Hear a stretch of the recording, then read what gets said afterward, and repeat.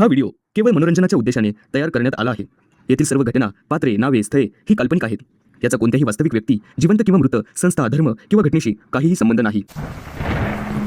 रात्रीची भयान शांतता, पिंपळाच्या पानांची सळसळ आणि दूरवर रडणाऱ्या कुत्र्यांचा आवाज. अंधारात घनश्याम नावाचा एक माणूस गावच्या वेशीवर असलेल्या जुन्या पिंपळाच्या झाडाखाली उभा होता. त्याच्या मनात प्रचंड भीती होती, पण डोळ्यात एक वेगळीच चमक होती. तो झाडाच्या मुळाशी पाणी घालत एक मंत्र पुटपुटत होता. त्रयो समती कौम प्रेत वनम मुंज रूपम बंद मुक्त. पाणी घालून झाल्यावर त्याने मागे न वळता चालायला सुरुवात केली आणि आपल्या मनगटावरचं रक्षासूत्र म्हणजेच दोरा काढून मागे फेकून दिला.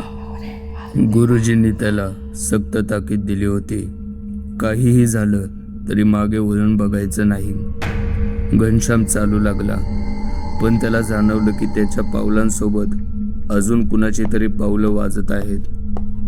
पिंपळाच्या झाडावरून एक लहान मुलासारखी आकृती खाली उतरली. त्याचे डोळे रक्तासारखे लाल होते आणि डोक्यावर एक लांब शेंडी.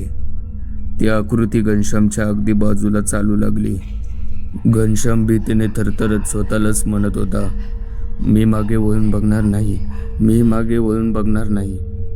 पण अचानक त्याच्या कानात एक अतिशय भयानक आवाज आला.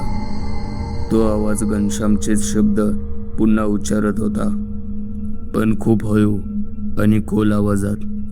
मी मागे वळून बघणार नाही, मी मागे वळून बघणार नाही. त्या आवाजाने घनश्यामच्या अंगावर काटा आला आणि भीतीपोटी त्याने न राहून मागे वळून पाहिले.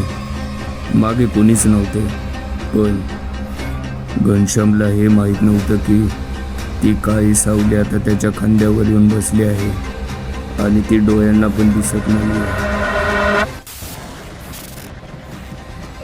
सावध रहा, कारण भीती कुठेही असू शकते. ही कथा अशोक नावाच्या एका तरुणाची आहे, जो साधारण 26 वर्षाचा होता. तो दर उन्हाळ्यात आपल्या नाना नानींच्या गावी सुट्ट्या घालवायला जात असे. गावात त्याच्या नानांच्या घराजवळ त्याचा मित्र मनोज राहायचा. मनोज एक मोठ्या जुन्या हवेलीत आपल्या आजोबा आणि काका काकींसोबत राहत असे. अशोकचा जास्त वेळ मनोजच्याच घरी जायचा. एके रात्री अशोक आणि मनोज गप्पा मारत बाहेर बसले होते, तेव्हा घनश्याम काका कुठून तरी रात्री उशिरा परत येत असताना दिसले. त्यांचे वागणे खूप विचित्र होते. ते घरात शिरत असतानाच मनोजचे दादाजी संतापून बाहेर आले आणि ओरडले, तू कोणत्या शक्तीला वश करायचा प्रयत्न करतोयस? ज्या शक्तीला तू साथ घालतोयस ना, ती या खानदानाचा नाश करेल. पण घनश्याम काकांचे लोभ मोठे होते. ते रागात म्हणाले, मी जिवंत असेपर्यंत ना या हवेलीचे तुकडे होऊ देणार नाही. त्यासाठी मला काही करावं लागलं ना तरी चालेल. मनोजने अशोकला सांगितलं की त्यांच्या घरात असे वाद नेहमीच होत असतात. त्याच रात्री मनोजच्या काकांनी आग्रह केला की अशोकने पुरणपोळी खाऊनच घरी जावे. जेवणानंतर रात्र खूप झाल्याने अशोक तेथेच मनोज सोबत हवेलीच्या पुढच्या भागात झोपला. मध्यरात्री अशोकला तहान लागली. संपूर्ण हवेलीत एक भयानक शांतता पसरली होती. अचानक त्याला आतल्या खोलीतून घनश्याम काकांचा जोरात ओरडण्याचा आवाज आला, मला सोडून दे, इथून निघून जा.